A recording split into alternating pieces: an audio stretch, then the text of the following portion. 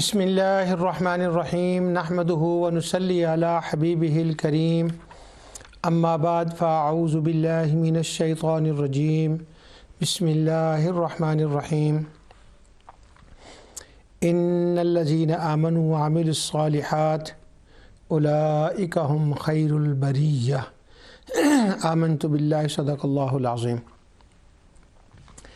ناظرین، پروگرام ازالہ شبہات میں آپ کی خدمت میں حاضر ہوں اور سورہ البینہ کے بعض متعلقات پر میں آپ کی خدمت میں گفتگو کر رہا ہوں۔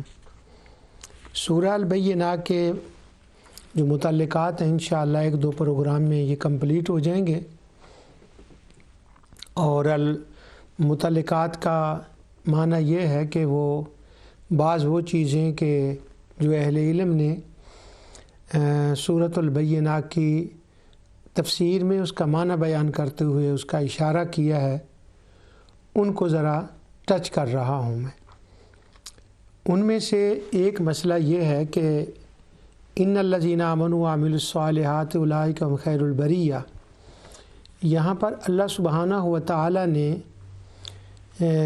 جب مومنین کا تقابل، ان کا کمپیر کیا ہے اہل کتاب اور مشرکین کے ساتھ، تو گزشتہ آیت میں اللہ سبحانہ و تعالی نے فرمایا کہ وہ جو اہل کتاب اور مشرکین ہیں وہ شر البریہ ہے، اور شر البریہ کا مطلب یہ ہے کہ وہ ساری مخلوق سے بدتر ہیں، اور ساری مخلوق بریہ جو ہے یہ اس کا معنی ساری مخلوق ہے، اور وہ ساری مخلوق سے بدتر کیوں ہیں؟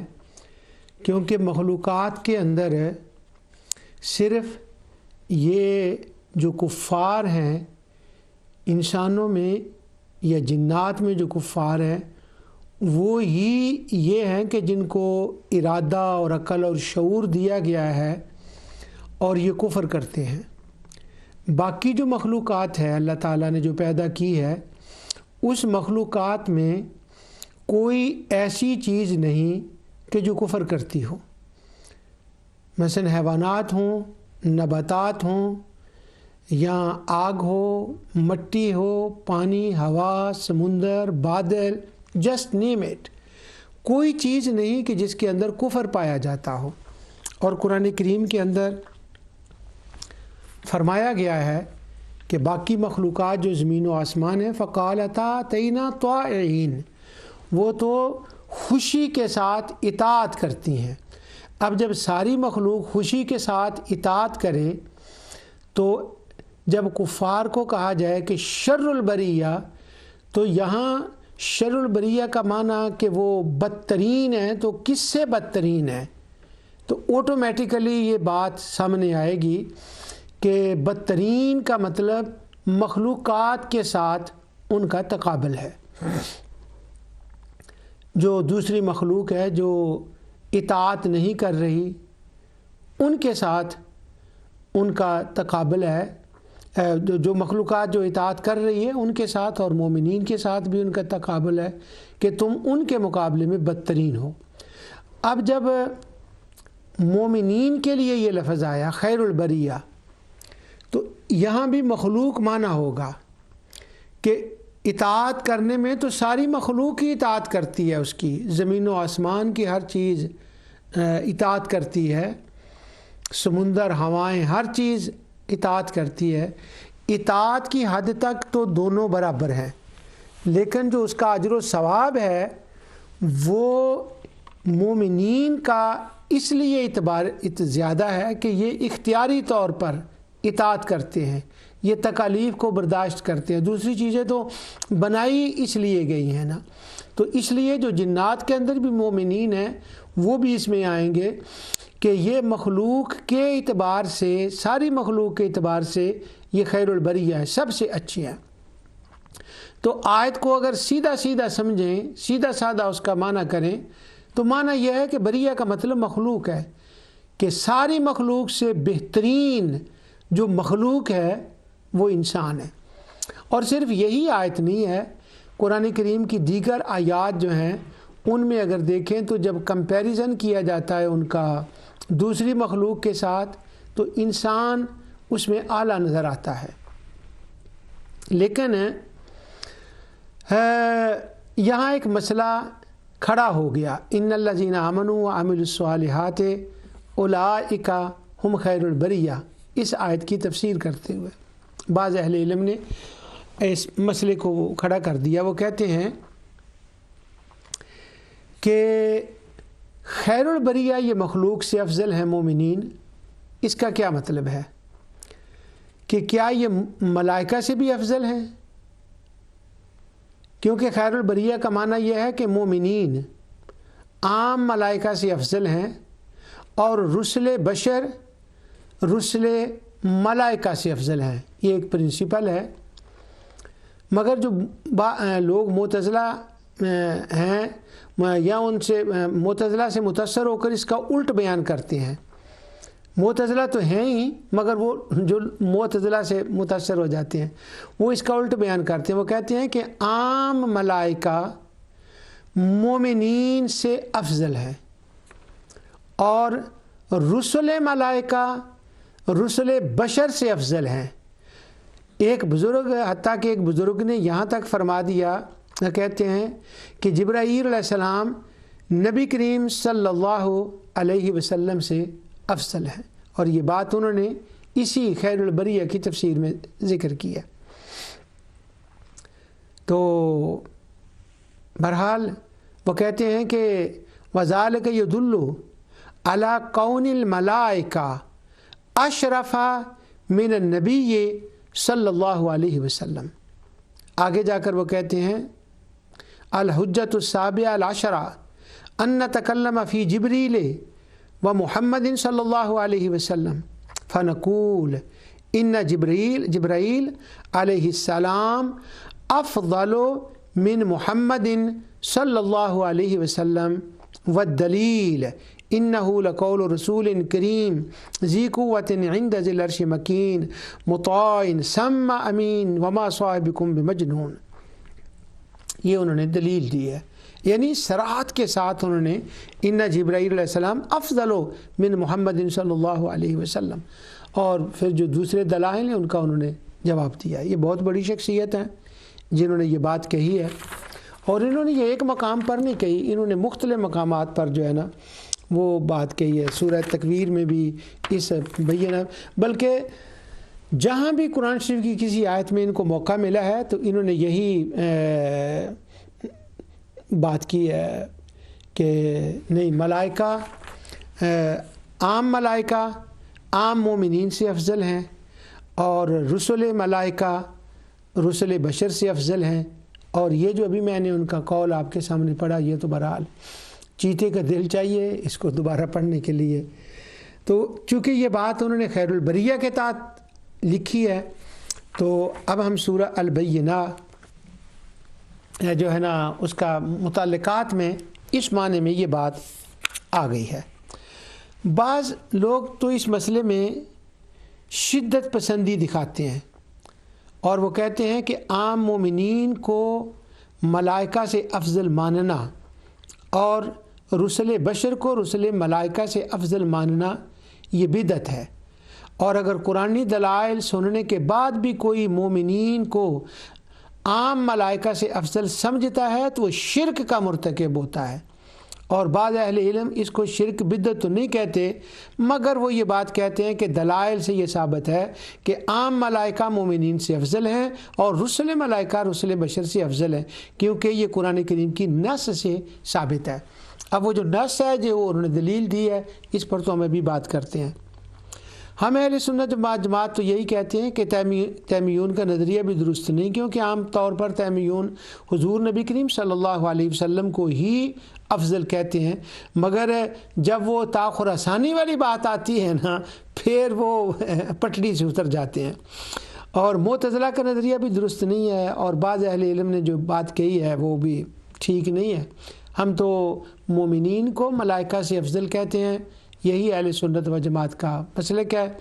اور وہ جن کی میں نے یہ عبارت پڑھی ہے وہ اہل سنت کے امام ہیں، لیکن اس مسئلے میں چونکہ انہوں نے ساری عمر معتزلہ کا بہت زیادہ رد کیا ہے، تو میں دیکھتا ہوں ان کی کتاب میں کبھی کبھی وہ معتزلہ مفسرین جو پرانے گزرے ہیں، قاضی عبدالجبار ہے یا ابو مسلم ہے، ان کی وہ دل کھول کر تعریف کرتے ہیں، اور کبھی ایسا ہوتا ہے کہ ان کی دلیل کو ذرا اور واضح طور پر بھی وہ بیان کر دیتے ہیں، کیونکہ وہ عقلی طور پر ذرا متاثر ہیں ان سے، لیکن انہوں نے بہت رد کیا، ان کا بڑا جواب دیا انہوں نے ان کا، لیکن اس مسئلے میں بہرحال یہ ان سے جو ہے نا یہ مسئلہ ہوا ہے ان کا۔ تو ہم تو یہی کہتے ہیں کہ جو ہے نا وہ ہیں افضل ہیں، انسان مومنین افضل ہیں۔ اب چونکہ یہ ٹاپک تھوڑا سا طویل ہے تو تفصیل سے اس سے وقت چاہیے تو میں ایک ہی پروگرام اس پر کروں گا۔ ویسے میرے سامنے جو نوٹس تھے اس میں تو 3 پروگرام اس پر کم از کم تھے کہ میں، لیکن اس سے وہ طریق سے دلائل اور تابعین کے زمانے میں یہ مسئلہ اہل علم کے ہاں وہ عبارتیں، وہ ایک بہت طویل بات تھی، تو بس یہی مختصر مسئلہ ہے۔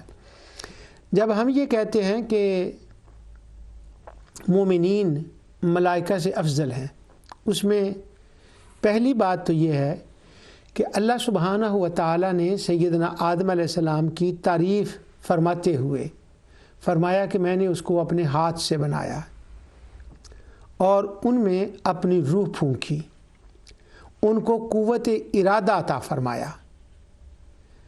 اب قوت ارادہ تو بہرحال جنات کو بھی حاصل ہے، اپنے ہاتھ سے بنایا، اپنی قدرت سے اس نے ساری چیزیں بنائی، لیکن آدم علیہ السلام کے لیے ایک خاص ان کی شان کے حوالے سے یہ بات فرمائی گئی۔ سب سے بڑی بات کہ مومنین عام ملائکہ سے افضل ہیں، اور رسل بشر رسل ملائکہ سے افضل ہیں، اور آقا دو جہاں صلی اللہ علیہ وسلم ساری مخلوقات سے افضل ہیں۔ بعد از خدا بزرگ تو ہی قصہ مختصر۔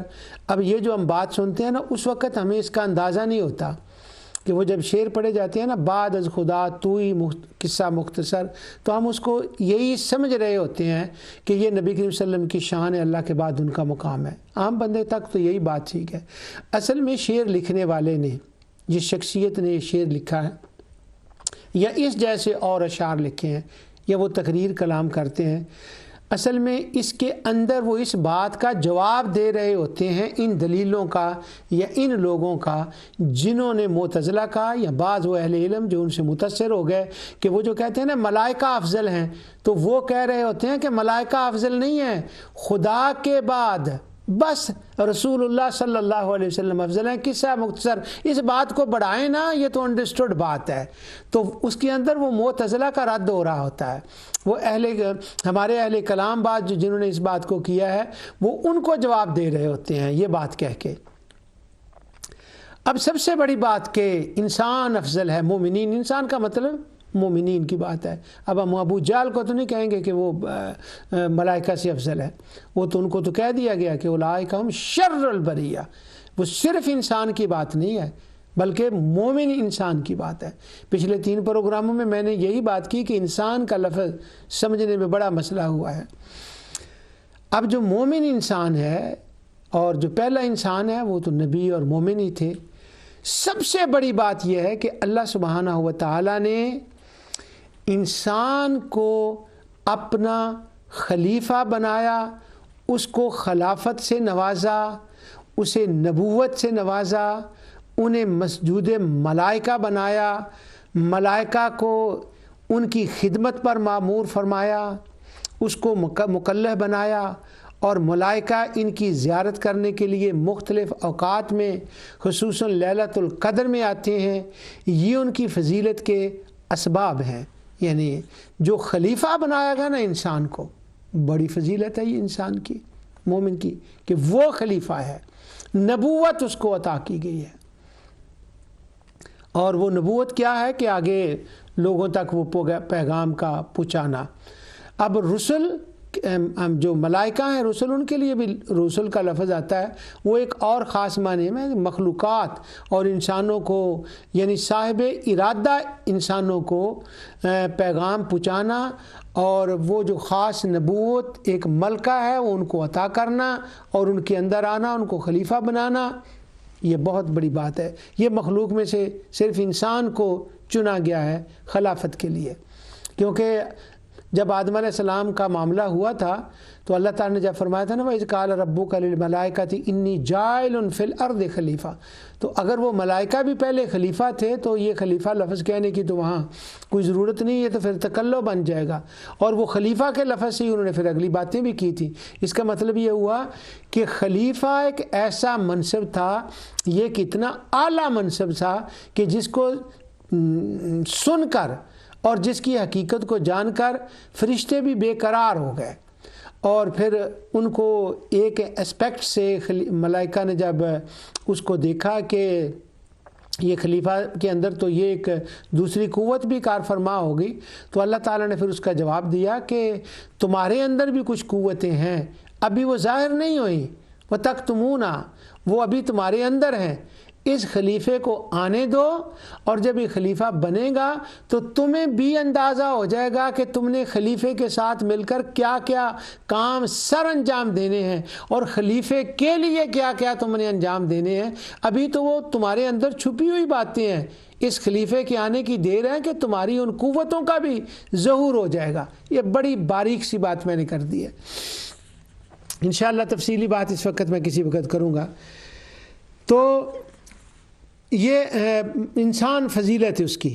ہاں ایک چیز ہوتی ہے جزوی فضیلت، کسی خاص ایک بات میں فضیلت، جیسے ملائکہ کا نور سے پیدا ہونا۔ اب صوفیانہ طور پر اگر ہم اس کا جواب دیں تو ملائکہ نور سے تو ضرور پیدا ہوئے ہیں، لیکن جو اللہ تعالیٰ کے خلیفہ اعظم ہیں، جو اس کے نائب ہیں، وہ تو خود اللہ سبحانہ و تعالیٰ نے اپنے نور قدرت سے ان کو پیدا فرمایا ہے، تو وہ نور والی بات بھی نہیں، وہ بھی ایک طرح سے ایک اسپیکٹ سے اس کا بھی جواب ہے، لیکن اگر ان کو نور سے ہی پیدا ملائکہ کو فرمایا تو یہ ان کی جزوی فضیلت ہے۔ باقی رہا ملائکہ کی عبادتیں کرنا، خطاؤں سے پاک ہونا، ان کو پیدا ہی ایسا کیا گیا ہے، وہ ایک الگ مسئلہ ہے۔ یہ تو ان کی فطرت کے اندر ایک بات رکھ دی گئی ہے، ان کو اختیار نہیں ہے۔ انسان کو ایک اختیاری عبادت کی بات کیا گیا ہے، ان کو مکلف نہیں بنایا گیا، ان کو فیصلہ کرنے کی قوت نہیں دی گئی۔ یہ تو صرف جن و انس کو حاصل ہے، مگر انسان کا سبب فضیلت خلافت و نبوت وَنَفَخْتُ فِيهِ مِن رُوحِي، ملائکہ پر اسے علمی فضیلت حاصل ہے۔ وہ تو ہم سب جانتے ہیں، ملائکہ ہمارے لیے دعا کرتے ہیں، ہمارے محافظ ہیں، عبادت گاہوں میں موت کے وقت، جنت میں داخلے کے وقت ہمارا استقبال کریں گے، اس لیے عام مومنین کو ملائکہ پر فضیلت حاصل ہے۔ اب یہ جتنی باتیں میں نے عرض کی ہیں ان کے بڑے دلائل ہیں، یعنی ان کے پیچھے آیات ہیں، احادیث ہیں، اگر وہ میں پڑھوں تو وہ تو کئی پروگرام اس کے اوپر ہو جائیں۔ اب جو انسان افضل ہے اس کے لیے میں 2-3 آیات پڑھتا ہوں، انبیاء علیہ السلام کے لیے خاص کر کے، اور وہ جو میں نے بزرگوں کا قول پڑھا ہے کہ جو انہوں نے کہا ہے فَنَقُولُ إِنَّ جِبْرِيلَ علیہ السلام افضل من محمد صلی اللہ علیہ وسلم، اور آگے وہ دلیل سورہ تکویر کی آیت کی دیتے ہیں۔ اللہ سبحانہ و تعالیٰ فرماتا ہے ان اللہ اصطفیٰ آدم و نوح و آل ابراہیم و آل عمران علی العالمین۔ اب عالمین جب فرمایا کہ اللہ سبحانہ و تعالیٰ نے فضیلت دی ہے انسانوں کو، اب یہاں انسانوں کی انبیاء کی بات ہو رہی ہے، جب انسانوں کو فضیلت دی ہے وہ دی ہے عالمین پر، تو عالمین کا مطلب تو عالمین ہے، الحمدللہ رب العالمین، عالمین کا مطلب تو کائنات ہے، تو جب وہ کائنات کی وہ ربوبیت فرماتا ہے، اسی عالمین پر ان کو، ان شخصیات کو اس نے فضیلت دی ہے، تو اس میں ملائکہ بھی آتے ہیں، اس کے اندر حضرت جبرائیل علیہ السلام بھی آتے ہیں۔ تو اس سے یہ مطلب نکلا کہ مومنین کو عام ملائکہ پر فضیلت حاصل ہے، انبیاء کو رسل ملائکہ پر فضیلت حاصل ہے، اور آقا دو جہاں صلی اللہ علیہ وسلم کے لیے جب اللہ تعالیٰ نے فرمایا وما ارسلناک الا رحمت للعالمین، تو یہ رسول اللہ صلی اللہ علیہ وسلم کے لیے خصوصی آ گیا کہ وہ انبیاء کے بھی اوپر اور تمام کائنات کے اوپر آپ کو فضیلت حاصل ہے۔ اور عالمین کے ساتھ آقا دو جہاں صلی اللہ علیہ وسلم کی آیات قرآن کریم میں بے شمار ہیں، اس وقت وہ پڑھنا مقصود نہیں ہے۔ ایک یہاں یہ جو آیت ہے ان اللہ اصطفیٰ آدم، اس پر ایک چھوٹی سی میں بات عرض کرتا ہوں۔ یہ جو آیات ہیں نبی کے وسلم کی، اس پر میں واپس آتا ہوں۔ آدمہ کا یہاں لفظ آیا ہے۔ آدم جو ہے وہ ایک مسئلہ زیر بحث ہے، وہ یہ کہ جب اللہ سبحانہ و تعالیٰ نے آدم علیہ السلام کو پیدا کیا، انسانوں میں سب سے پہلے انسان، تو آدم کو پیدا کیا۔ اب جس دنیا میں ہم رہ رہے ہیں وہ کچھ اور مانتے ہیں، ان کی تھیوریز کچھ اور ہیں۔ اب جب ان کی وہ تھیوری آئی، یا اس سے پہلے بھی، یعنی ماڈرن تھیوری نہیں، اس سے پہلے بھی یہ تھیوری آئی ہے، 3ری 4تھی صدی میں بھی اس پر، ہجری میں بھی اس پر باتیں ہوئی ہیں کہ ایک انسان پیدا ہوا تھا، یہ کئی انسان اکٹھے پیدا ہوئے تھے۔ حضرت حوا سے، حضرت آدم سے ہی حوا کو پیدا کیا گیا، یا حضرت حوا کو ایک الگ پیدا کیا گیا؟ تو یہ ایک علمی مسئلہ، میں اس میں اس کی تہ میں نہیں جاتا، صرف اشارہ کرتا ہوں۔ اب وہ ماڈرنائز دنیا میں ذرا اور ہو گیا۔ اب جو ماڈرنائز دنیا سے کچھ اہل علم ان سے زیادہ متاثر ہوئے، انہوں نے بھی یہ کہا کہ آدم کسی بندے کا نام نہیں ہے، آدم تو آدمیت ہے، یعنی بہت مخلوقات جو تھی وہ اگی، سمندر سے نکلی، پانی سے نکلی، وہ جو ان کی پروسیس ہوا، تو بہت سے لوگ اکٹھے زمین سے اگے، اور قرآن کریم نے ان کو کہا ہے وَأَنبَتْنَا، سورہ نوح کے اندر نوح علیہ السلام کہتے ہیں تمہیں زمین سے اگایا، یعنی وہ ان کے دلائل جب وہ بیان کرتے ہیں تو وہ کہتے ہیں آدم کا جہاں نام لیا گیا ہے وہ سنگولر کہیں نہیں نام لیا گیا، آدم کا ذکر نہیں کیا گیا، آدمیت کا ذکر کیا گیا ہے۔ اب یہ جتنی آیات ہیں وَإِذْ قُلْنَا لِلْمَلَائِكَةِ اسْجُدُوا لِآدَمَ، اس میں سنگل آدم کا نام نہیں ہے، یہ آدمیت کا نام ہے، اس کے مقابلے میں ملائکہ ہیں، اس کے مقابلے میں آدمیت ہے۔ تو وہ کہتے ہیں آدم کو کہیں الگ سے ذکر نہیں کیا گیا، یہ ان کا آرگیومنٹ ہے۔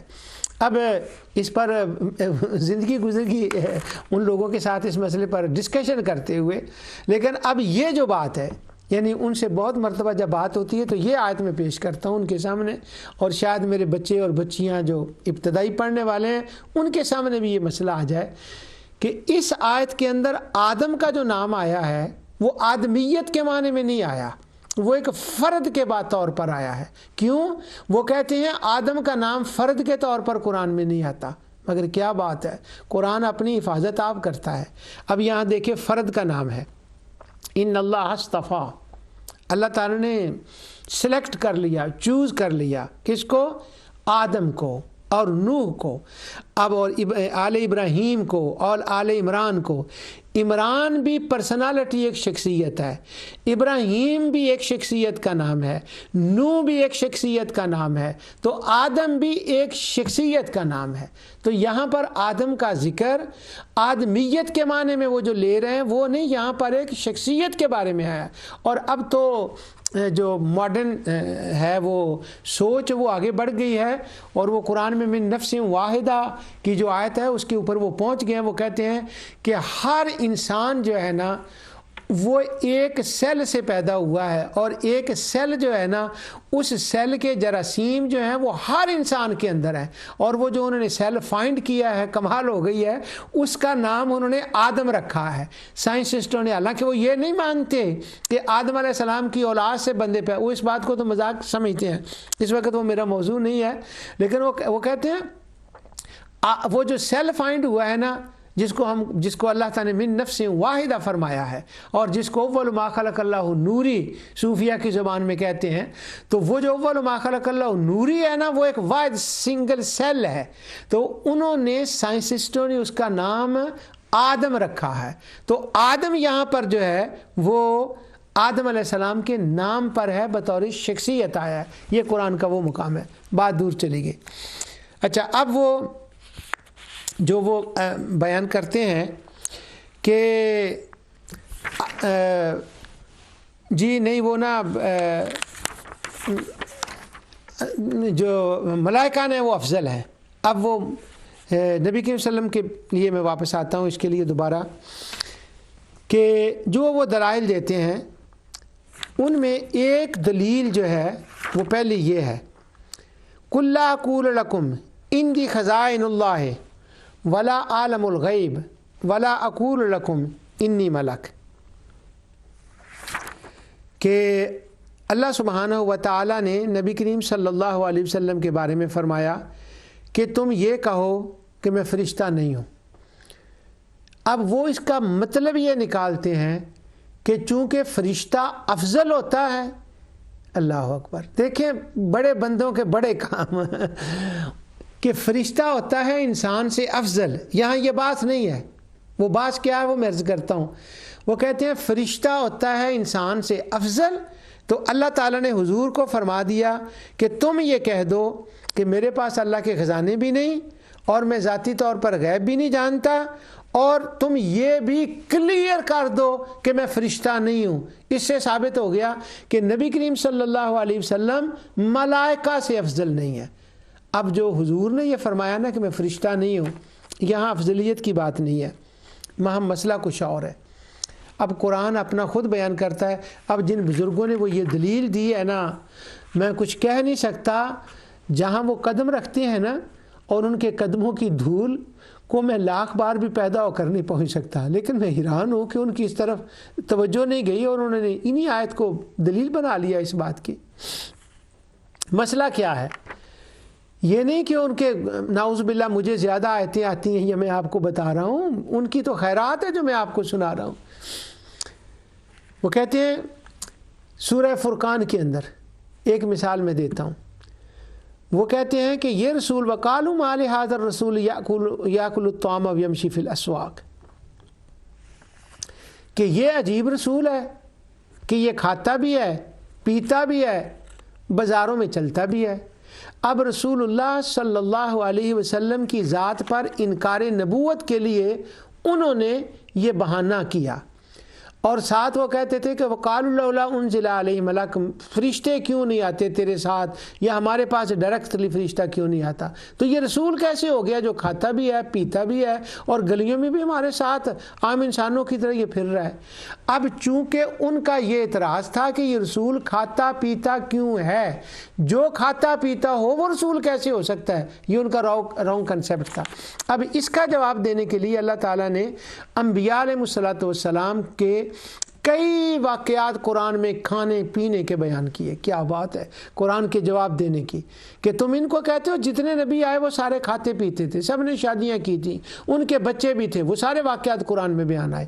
اور اس کا ایک جواب یہ دیا، حضور نے فرمایا ولا، اللہ تعالیٰ نے فرمایا تم ان کو فرما دو کہ میں کھاؤں پیوں کیوں نہ، میں بازاروں میں کیوں نہ چلوں، میں شادی کیوں نہ کروں، میرے بچے کیوں نہ ہوں، میں کیوں نہ مسکراؤں.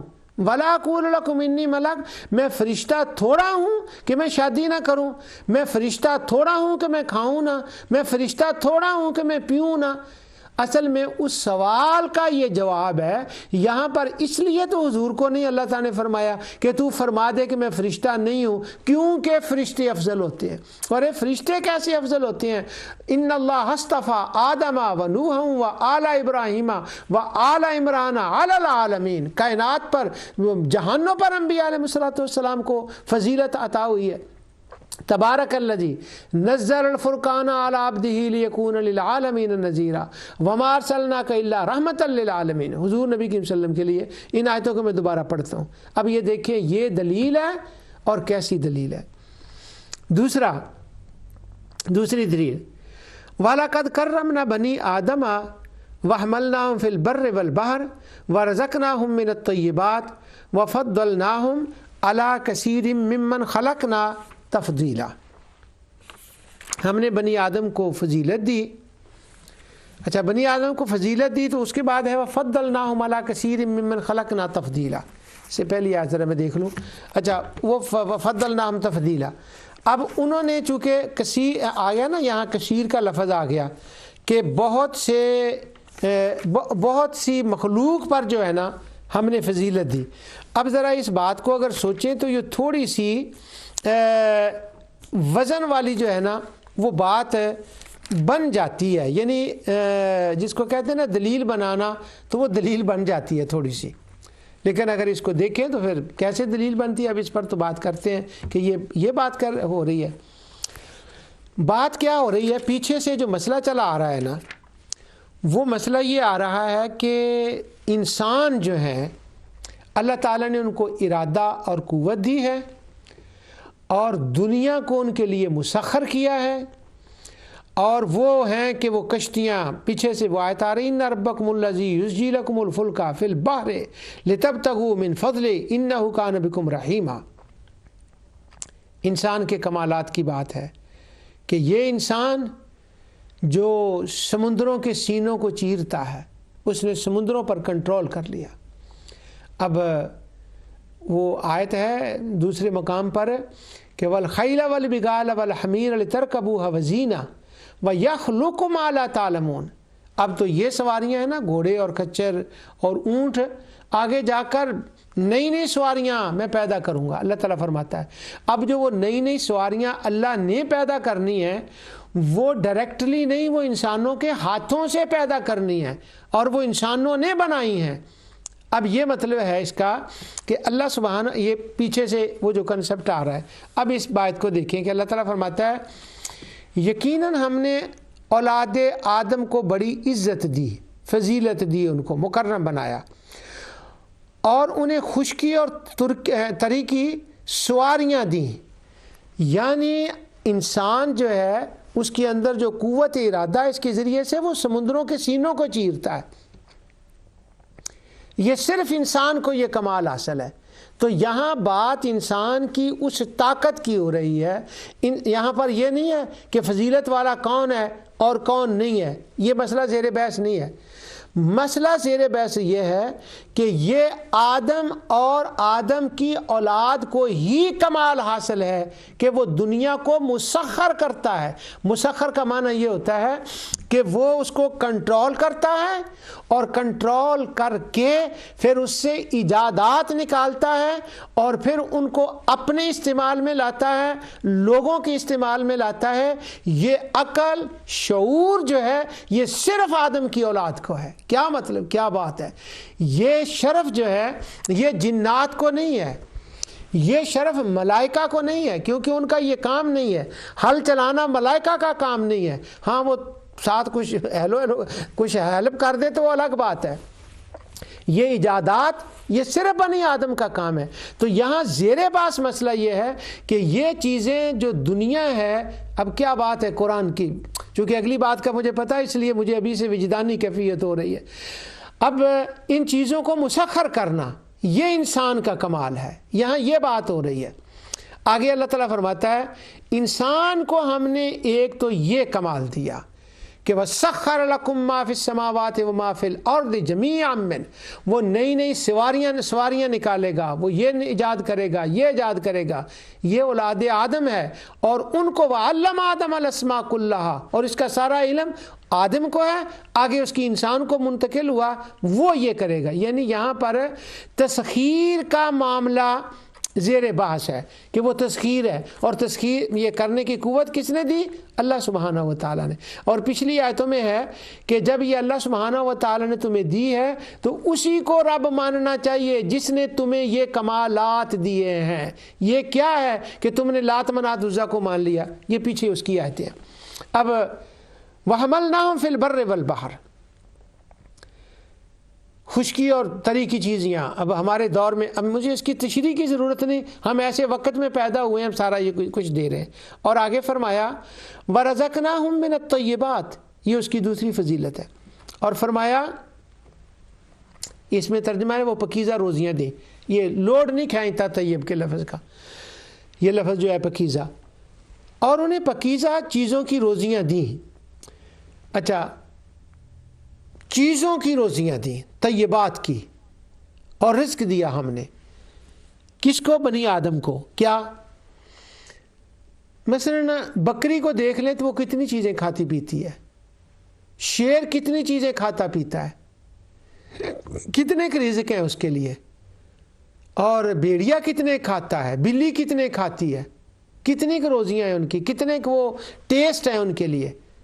اور اب آ جائیں انسان کی ڈش کے لیے، واہ اللہ اکبر، انسان کے لیے کتنی پاکیزہ اور طیب روزیاں۔ طیب کا مطلب میں طیب ہی رہنے دیتا ہوں، طیب۔ سورۃ الرحمن کی ابتدا میں دیکھیں کہ اللہ سبحانہ و تعالیٰ فرماتا ہے میں نے انسان کو جو چیزیں دی ہیں، میں نے یہ خیال رکھا ہے کہ انسان ان کی رنگت کو، جن جن رنگوں سے مانوس ہے، میں انہیں ان رنگوں میں ان کو کھانے والی چیزیں دی ہیں، پیکنگ کر کے دی ہے، اس کے ٹیسٹ کا خیال رکھا ہے، اور ورائٹی دی ہے۔ مثلاً ہم اس میں چلے جاتے ہیں، یہ ریسٹورنٹ جو ہوتا ہے بفے، اب بفے میں ہم جاتے ہیں، اتنا فوڈ پڑا ہوتا ہے کہ وہ بفے میں ہم سارا فوڈ کھا بھی نہیں سکتے، کسی بفے میں ہم جائے تو سارا نہیں کھا سکتے، یعنی اتنی ورائٹی ایک بفے کے اندر ہوتی ہے۔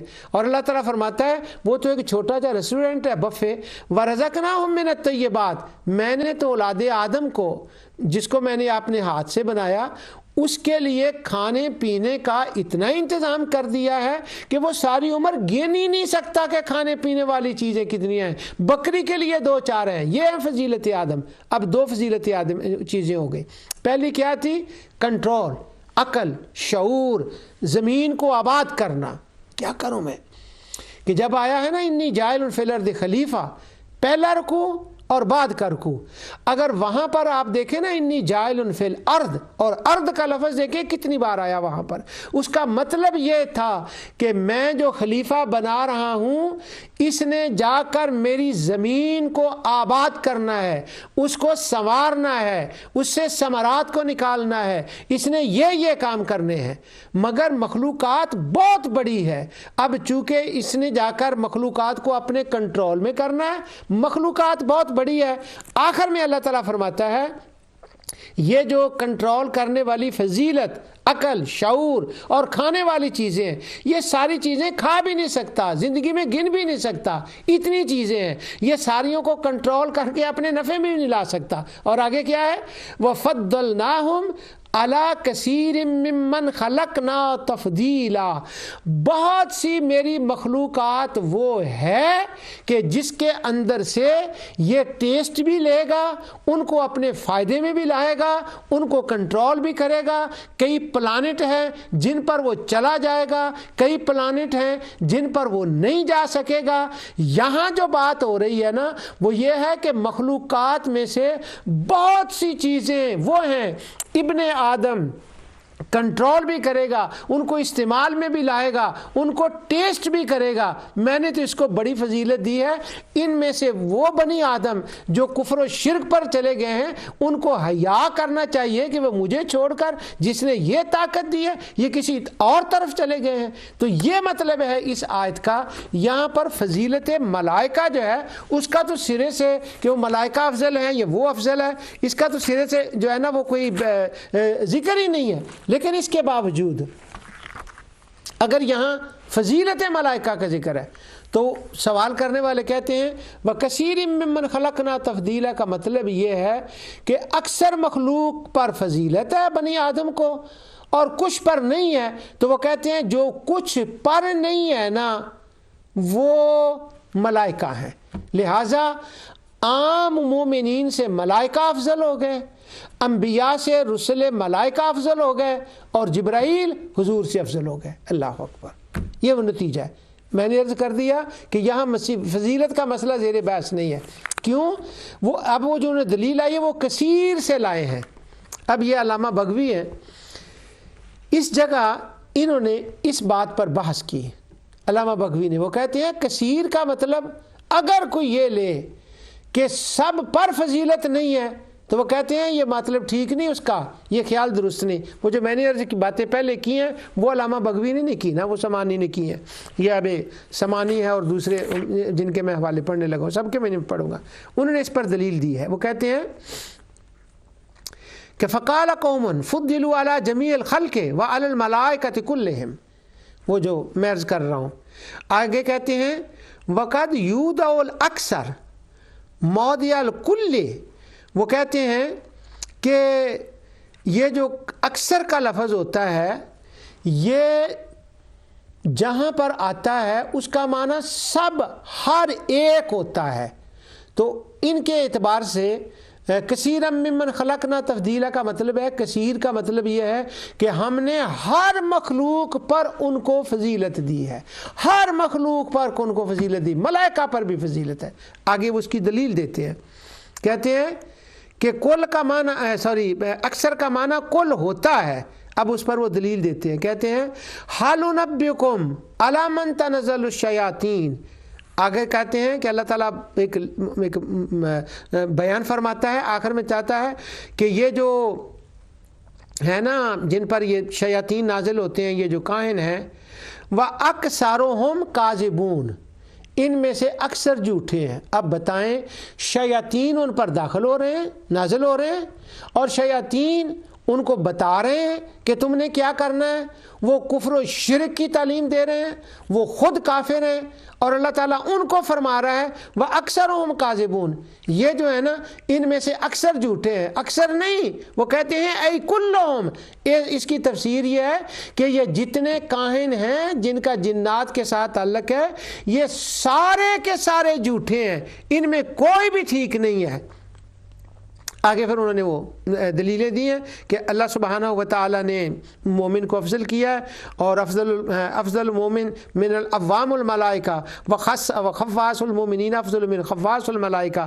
اللہ قال اللہ تعالیٰ ان الذین آمنوا وعملوا الصالحات اولئک هم خیر البریہ. تو وہ دلیل لائے ہیں. لیکن میرا اس وقت جو آرگومنٹ ہے جو میں آپ کے سامنے پریزنٹ کر رہا ہوں وہ یہ ہے کہ اکثر کا معنی کل ہوتا ہے، اور ان کی انہوں نے سورہ شعراء سے دلیل دی. اگر امام بغوی کے کل کا معنی اکثر کا معنی کل ہے، اگر اکثر کا معنی کل ہے تو اگر ہم اس بات پر جائیں تو پھر اس آیت کا کیا ترجمہ بنے گا؟ اس آیت کا ترجمہ یوں بنے گا وَلَقَدْ كَرَّمْنَا بَنِي آدَمَ وَحَمَلْنَاهُمْ فِي الْبَرِّ وَالْبَحْرِ وَرَزَقْنَاهُمْ مِنَ الطَّيِّبَاتِ وَفَضَّلْنَاهُمْ عَلَى كَثِيرٍ مِّمَّنْ خَلَقْنَا تَفْضِيلًا. یقیناً ہم نے اولاد آدم کو بڑی عزت دی، اور انہیں خشکی اور تری کی سواریاں دیں، اور انہیں پاکیزہ چیزوں کی روزیاں عطا فرمائیں، اور ساری مخلوق پر ان کو فضیلتیں عطا فرمائی. اب یہ کثیرا ممن خلقنا کا جو میں ساری مخلوق ترجمہ کر رہا ہوں، اس کا مطلب ہے ساری مخلوق پر ان کو فضیلتیں عطا فرمائی. اب ایک آیت میں یہاں پڑھتا ہوں، پھر جو ہے نا اور بات کرتے ہیں کہ اللہ سبحانہ و تعالیٰ نے نبی کریم صلی اللہ علیہ وسلم کے لیے ارشاد فرمایا وَمِنَ اللَّيْلِ فَتَحَجَّدْ بِهِ نَافِلَةً لَكَ عَسَىٰ أَن يَبْعَثَكَ رَبُّكَ مَقَامًا مَحْمُودًا.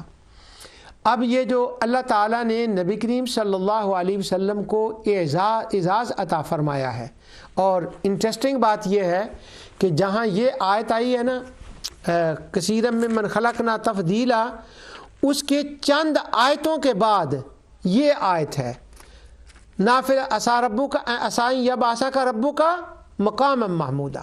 اس کے چند آیتوں کے بعد آئی ہے. اب یہ مقام محمود کیا ہے؟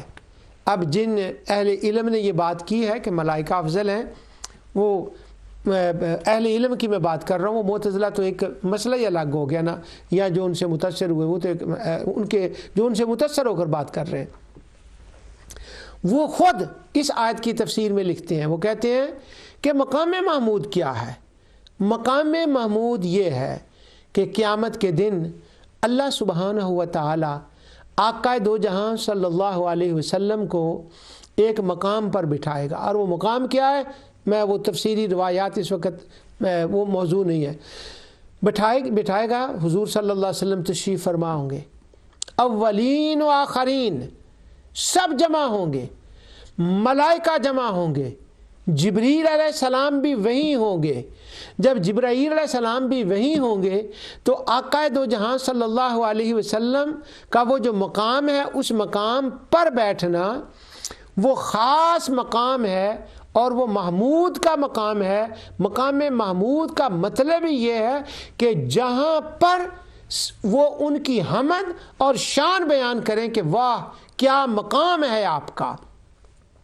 اب وہ ملائکہ بھی ہوں گے، جبرائیل بھی وہاں ہوں گے، تو وہ سارے نبی کریم صلی اللہ علیہ وسلم کی حمد بیان کریں گے، ان کی شان بیان کریں گے کہ واہ واہ واہ واہ کیا بات ہے، آپ یہ ہیں، آپ کو اللہ نے یہ مرتبہ دیا، آپ کو اللہ نے یہ مرتبہ دیا۔ تو یارو بات یہ ہے کہ جب جبرائیل بھی ترانے پڑھیں، ملائکہ بھی پڑھیں، اسرافیل بھی پڑھیں، میکائیل بھی پڑھیں، سارے پڑھیں، تو جبرائیل جن کے ترانے پڑھ رہے ہیں، جبرائیل جن کے سامنے کھڑے ہو کر ان کی نعتیں پڑھ رہے ہیں، ان کی افضلیت کو بیان کر رہے ہیں، ان کے بارے میں یہ کیسے کہا جا سکتا ہے کہ جبرائیل رسول اللہ صلی اللہ علیہ وسلم سے افضل ہو گئے؟ اللہ اکبر۔ بڑے لوگ کسی وقت جب وہ بڑی خطا کرتے ہیں تو ان کی خطائیں، ان کی علمی خطا کی میں بات کر رہا ہوں، نعوذ باللہ کوئی نیگیٹو بات نہیں، وہ بھی بڑی خطا ہوتی ہے۔ اب یہ دیکھیں کیسے انہوں نے بات کر دی۔ اب مقام محمود قیامت کو ہوگا، آقا دو جہاں صلی اللہ علیہ وسلم وہاں تشریف فرما ہوں گے، اس کی ایک جھلک جو حضور کو اللہ تعالیٰ نے آخرت میں نعمتیں عطا فرمانی ہیں، جو عطائیں ہوں گی، ان عطاؤں کا حصہ اللہ تعالیٰ نے آقا دو جہاں صلی اللہ علیہ وسلم کو دنیا میں بھی عطا فرمایا۔ اب یہ جو کوثر ہے، حوض کوثر، وہاں ملے گا، دنیا میں بھی حوض کوثر ہے۔ اصل میں ایک ہمارے پڑھنے کے قرآن شریف پڑھنے کے لیے ایک مس انڈرسٹینڈنگ ہو گئی ہے کہ ہم ہر آیت کا فلی اطلاق اور اس کا اطلاق جو ہے، اس کی امپلیمنٹیشن جو ہے وہ قیامت پر لے جاتے ہیں، اور جو دنیا کے اندر اس کا امپلیمنٹیشن ہوتی ہے، جو اس کا ظہور ہوتا ہے، عمومی طور پر ہم اس کا ذکر نہیں کرتے، وہ گزر جاتے ہیں۔ اس وجہ سے جو نوجوان نسل ہے، بچیاں ہوں یا بچے ہوں، وہ بات ان کو بالکل آخرت کے ساتھ کرنا ان کو اپیل نہیں کرتی۔ اب قرآن کریم میں آخرت کا اس کے ساتھ اتنا لنک کیوں کیا گیا ہے کہ وہ آخرت کو مانتے نہیں تھے، وہ آخرت کے قائل نہیں تھے، اس لیے آخرت کے اوپر وہاں زور دیا گیا۔ مگر میں کہہ رہا ہوں زور دیا گیا ہے، یہ نہیں کیا گیا کہ دنیا کے اندر اس کے ظہور کی کوئی بات ہی نہیں ہوئی۔ نہ، جو بھی خبریں قیامت کی دی گئی ہیں سوائے چند مخصوص کے، ان میں سے اس کا ظہور ہوا ہے۔ اب سب سے بڑی بات اللہ سبحانہ و تعالیٰ کا دیدار ہے جنت میں، اور آقا دو جہاں صلی اللہ علیہ وسلم نے اسی دنیا میں رہتے ہوئے معراج کی رات، وہ متشابہات میں سے بات ہے، اللہ نے دنیا میں وہ چیز بھی حضور کو عطا فرما دی۔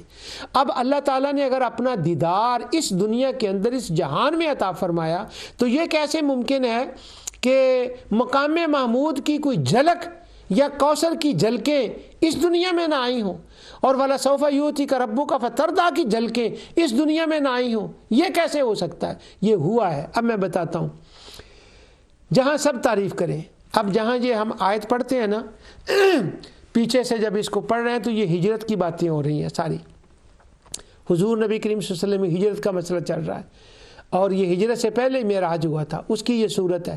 اب ہجرت کی باتیں ہیں، حضور وہاں سے نکل رہے ہیں، اللہ سبحانہ و تعالیٰ، اور مقام محمود کے بعد والی آیت کو دیکھیں، وَقُلْ رَبِّ أَدْخِلْنِي مُدْخَلَ صِدْقٍ وَأَخْرِجْنِي مُخْرَجَ صِدْقٍ وَاجْعَلْ لِي مِن لَّدُنكَ سُلْطَانًا نَصِيرًا۔ دعا کریں کہ اے میرے پروردگار، مجھے جہاں سے لے جا اچھی طرح لے جا، اور جہاں سے نکال اچھی طرح نکال، میرے لیے اپنے پاس سے غلبہ، امداد مقرر فرما دے۔ ادخلنی، مدخل، مجھے داخل کر۔ اب داخل کیا کا مطلب ہے؟ مکہ مکرمہ میں داخل کر۔ جب وہ مکہ مکرمہ میں داخل ہوئے ہیں حضور نبی صلی اللہ علیہ وسلم فتح مکہ کے دن، تو وہاں جو منظر تھا کعبہ کے اندر، اللہ اکبر، آپ کے دشمن وہ حمد کرنے پر مجبور ہو گئے، صحابہ، وہ جو منظر تھا وہ ایک جھلک تھی مقام محمود کی۔ تو اگر اس اعتبار سے دیکھا جائے تو وَفَضَّلْنَاهُمْ عَلَىٰ كَثِيرٍ مِّمَّنْ خَلَقْنَا تَفْضِيلًا کا مطلب یہ ہوا کہ اللہ سبحانہ و تعالیٰ نے فرمایا میں نے بنی آدم کو ہر ایک مخلوق کے اوپر فضیلت عطا کی۔ یہ ان کی ایک دلیل تھی۔ ابھی دوسری دلیل کو دیکھنا تھا، وقت ہو گیا، اگلا پروگرام پھر انشاءاللہ اسی فضیلت ملائکہ کے اوپر میں انشاءاللہ کچھ باتیں عرض کروں گا۔ وما علیہ الا البلاغ۔